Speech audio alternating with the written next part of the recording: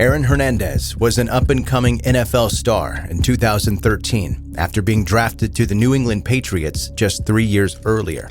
He had a growing family and a life that many people dreamed to have.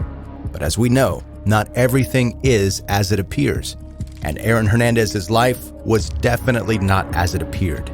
A troubled childhood riddled with abuse and the loss of a parent left him with wounds that potentially never healed.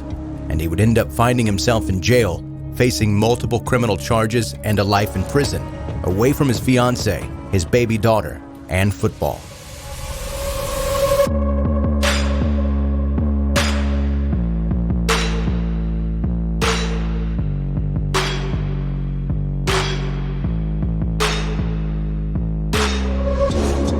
Welcome to 10-Minute Murder, brief and bingeable true crime. I'm Joe, the host, and thank you for taking the time out of your busy lives today. Maybe you're doing something that I found myself doing recently as I listened to some of my favorite podcasts. I plop down on the couch, put a cold washcloth over my closed eyes, and pray to baby Jesus to rebuke these allergies so that I can stop scratching my eyeballs out. Is it just me dealing with worse than normal allergies this year?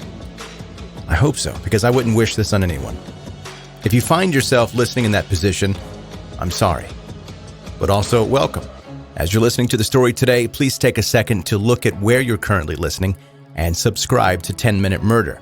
If you've done that, connect with 10-Minute Murder on social media. Links for that, if you need them, are in the episode notes. If you've done that too, share 10-Minute Murder with any of your friends, family, coworkers, hairstylist, or Lyft driver, anyone that you think may like short true crime stories. Let them know about it. And if you've done that, well, I don't know what else is left. Maybe help me find a new set of eyeballs that don't itch every time the wind blows. Oh, reviews. I forgot reviews. You can leave a 5-star review if that is available wherever you listen. Okay, now let's get to the story today.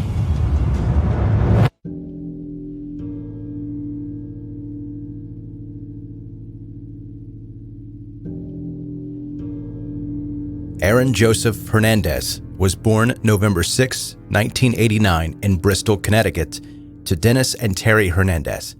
Dennis was a high school custodian and Terry was a school secretary. Aaron had an older brother, Jonathan, and the two of them grew up playing sports just as their father had done. Aaron played basketball for Bristol Central High School, and on the AAU team, he was extremely talented, but it was clear that his true athletic gift was in football. He was referred to as a sturdy blocker, but it was said that he also had the soft hands and breakaway speed of a wide receiver. He earned first-team All-State honors after he led his football team to the 2006 Central Connecticut Conference Southern District Championship. After high school, he attended the University of Florida from 2007 to 2009, and across those 3 collegiate seasons with the Florida Gators, he had 111 catches, which marked a school record for tight ends. He very clearly had skill to play at the next level, but many NFL teams were leery of drafting him due to him flunking a drug test and his association with gangs from his neighborhood back home. He did, however, end up being drafted in the 4th round of the 2010 draft to the New England Patriots. This 117th pick would end up being a very rewarding one for the Patriots, as Aaron went on to set team rookie records that year for tight ends with 45 catches. The next season, another 2010 pick, Rob Gronkowski, would end up teaming up with Hernandez to create a nearly unstoppable offense for the Patriots. Unfortunately, the two combined for 24 touchdowns and 2,237 regular season receiving yards. The Patriots went to the Super Bowl that year but ended up losing to the New York Giants. Hernandez was rewarded with a 5-year contract extension in August of 2012. Aaron seemed to be living a great life, and it was only getting better. But he hadn't had an easy life growing up, and he carried many of the demons with him. Aaron's father, Dennis, was abusive to his wife and 2 sons. Jonathan Hernandez would later say, quote, "Our father would hit us for anything, from a bad grade to disrespectful behavior to sheer clumsiness." He would also come out as an adult and report that he'd been sexually abused as a child, but he never said by who. In 2006, Aaron's father ended up dying after he developed an infection after having hernia surgery. Despite the abuse, Aaron had been very close to his father, and it's said that after his father died, he turned to drugs as a way to cope. Nevertheless, Aaron seemed to be making the most of his situation, and making a life for himself. He resumed a relationship with a high school girlfriend named Shayana Jenkins, and the two got engaged, and they also welcomed a daughter into this world. However, life would change drastically for Aaron once again less than a year later.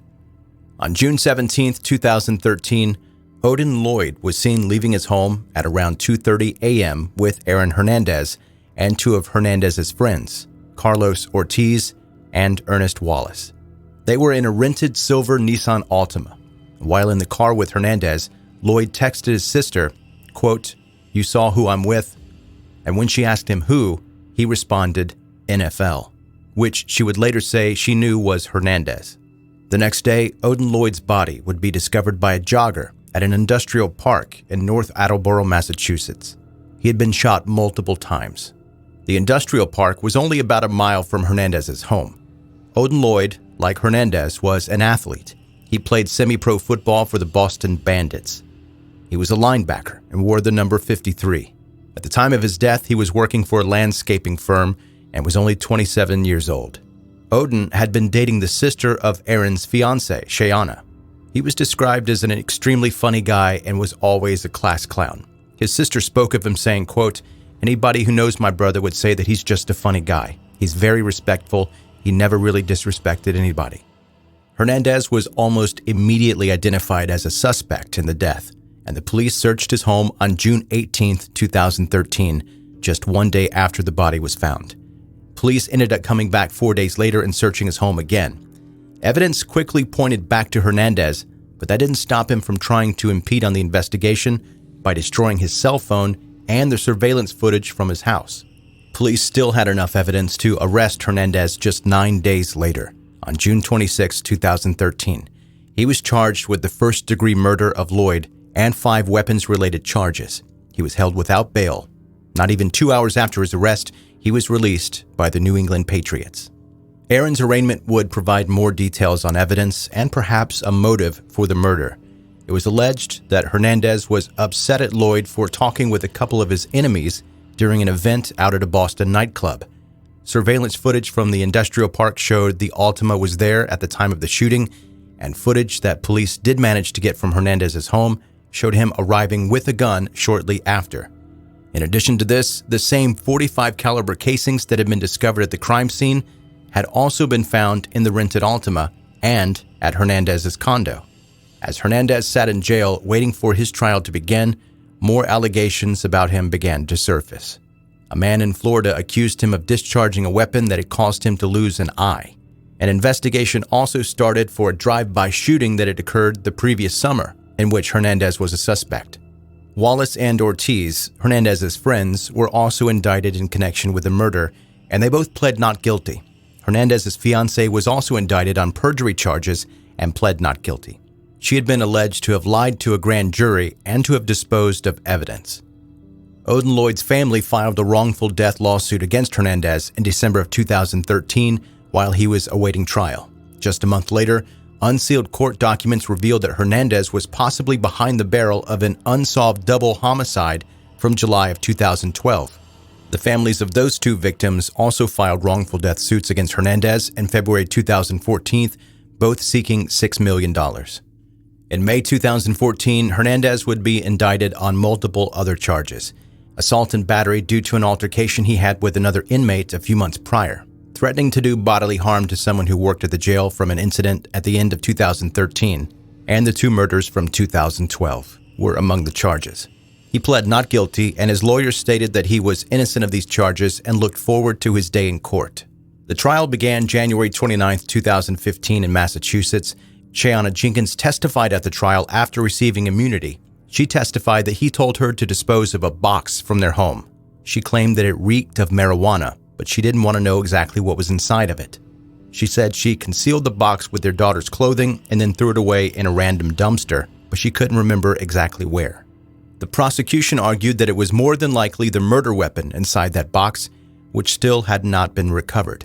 It was also revealed during the trial that DNA found on the marijuana joint next to Odin Lloyd's body matched Aaron Hernandez, as well as DNA that had been found on a shell casing from a bullet that was found under the driver's seat of the rental car. Hernandez's lawyer did not deny that he was at the scene when Lloyd was murdered, but he claimed that Hernandez simply witnessed the murder and was committed by someone else that he knew. He argued that Hernandez was locked in on from the beginning of the investigation and that police never took their eyes off of him. He also argued that Hernandez had a long-term contract, a new home, a fiancée, and a 7-month baby, and that he had been planning a future, not a murder. On April 15, 2015, Aaron Hernandez was found guilty of first-degree murder in Lloyd's death and was sentenced to life in prison without the possibility of parole. He was also convicted of unlawful possession of a firearm and unlawful possession of ammunition. 2 years later, on April 14, 2017, Aaron was found not guilty in the double murders in 2012. He was only found guilty of one charge at the time of the 12 they'd been facing, and that was illegal possession of a firearm. 5 days later, Aaron Hernandez was found hanged in his prison cell at 3:05 a.m. Attempts were made to resuscitate him, and he was transported to a nearby hospital where he was pronounced dead at 4:07 a.m. When Hernandez was found, he had John 3:16 written on his forehead in ink and written on the cell wall, but that appeared to be written in blood. There was also a Bible open with the verse John 3:16 highlighted in blood. 3 suicide notes were left, one to Hernandez's fiancée, one to his daughter, and one to his attorney at the time. In his letter to Cheyenne, he ended it with, "You're rich," which caused many people to speculate that he had been aware of a rule in Massachusetts called abatement, in which convictions are thrown out if a defendant dies before their appeals process is exhausted. The belief is he thought he could do this and get his conviction thrown out, then the NFL wouldn't have any grounds to continue to withhold large sums of money from him or his estate, as they had been doing since he was first arrested. Hernandez's family chose to donate his brain to scientists to determine whether or not he had CTE, otherwise known as chronic traumatic encephalopathy. It's a brain disease that's linked to a number of NFL athletes, and it ended up coming back that Hernandez had a severe case of it. A judge did vacate Hernandez's murder conviction in May of 2017, but it was later reinstated in March of 2019 when the Massachusetts Supreme Judicial Court unanimously found that the legal rule of abatement should be abolished. In a book released by Hernandez's brother Jonathan, he talks of his brother saying, quote, "He had a lot of things happen, both good and bad. People think they know my brother, but they really don't. They know what they saw in the news, but they don't know all the struggles he faced." While Aaron Hernandez was in jail, he spoke to his mother in a jailhouse phone call of the struggles that he faced and how they affected him, saying, quote, "You have to find inner peace to be happy. Nothing you do is going to make you happy. Nothing you get is going to make you happy. Just like me, like by having money, having everything in the world, I was still miserable."